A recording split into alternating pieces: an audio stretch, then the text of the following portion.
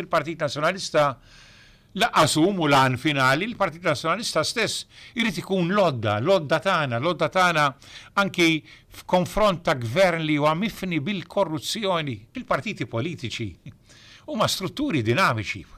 Jekk inti tmur f'każin, jekk inti tmur f'organizzazzjoni, diskussjoni dwar kif tmexxi, min imexxi, jekk hemmx personalità, jekk hemm oħra, hija diskussjoni kontinwa l-importanti li nagħmluha b'sens ta' maturità, b'sens ta' għaqal, b'sens anki ta' valuri, b'sens ta' imħabba lej dak li jaqadna l-koll li huwa l-Partit Nazzjonalista. Saħaq dan is-Segretarju Ġenerali tal-Partit Nazzjonalista, Francis Zami Dimek, meta s-sib filgħodu kien intervistat fuq il-programm Issues fuq Net FM. Huwa tkellem fuq il-votazzjoni fil-Kunsill Ġenerali li se ssir fit-tmiem il-ġimgħa li ġejja dwar mozzjoni tal-kap tal-Partit Nazzjonalista Idrin Delija u li kienet issekondata mill-membru tal-Eżekuttiv Michael Għaxaq. Il-Kummissjoni Elettorali Data u Records immexxija miċ-Chairman il-ġdid Peter Fenech flimkien mal-Viċi Chairman il-ġdid Joe Buġejja u l-membri George Cremona, Danica Caruana u Marion Portelli se tħares il-proċess elettorali b'mod trasparenti, ġust u imparzjali mingħajr ebda ntħil.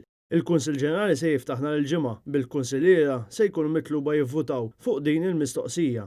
Liema waħda minn dawn trid li t-tesserati tal-Partit Nazzjonalista jiġu mitluba jivvutaw dwarha fil-Konvenzjoni Ġenerali.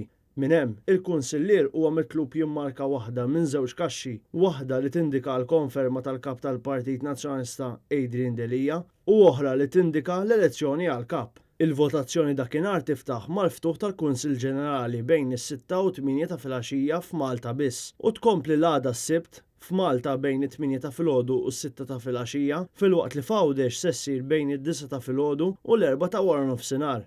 Għal dawk li ma jistgħux jivvutaw fit-tmiem il-ġimgħa li ġejja, il-Kummissjoni Elettorali Data u Records ħasbet biex issir votazzjoni bikrija nhar l-4 li ġej bejn il-5 u 8 ta' filgħaxija kemm f'Malta kif ukoll f'Għawdex. F'Malta, il-votazzjoni se ssir fid-Dar Ċentrali tal-Partit Nazzjonalista, il-Pjetà. Filwaqt li f'Għawdex, il-votazzjoni se ssir fil-kwartieri tal-Partit Nazzjonalista f'Tassannat. Bil-Maltin jistgħu jivvotaw Għawdex u viċi versa iżda dan irid isir b'avviż.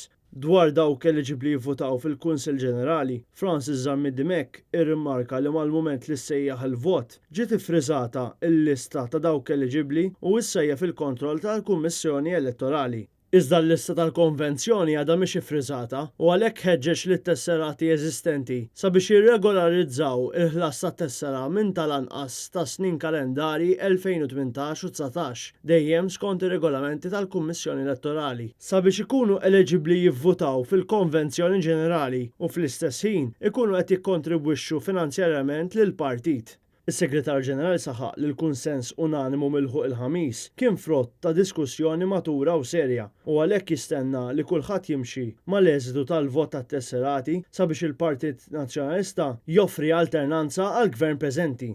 Ejja nagħlqu dal-kapitlu ta' deċiżjonijiet kruċjali, ejja neħdu deċiżjonijiet tagħna issa fl-iktar livell wiesa' u mifrux. U ejja nagħmlu da bl-iktar mod demokratiku, trasparenti, serju, tajjeb u ta' diskussjoni miftuħa fuq kull opinjoni li hemm.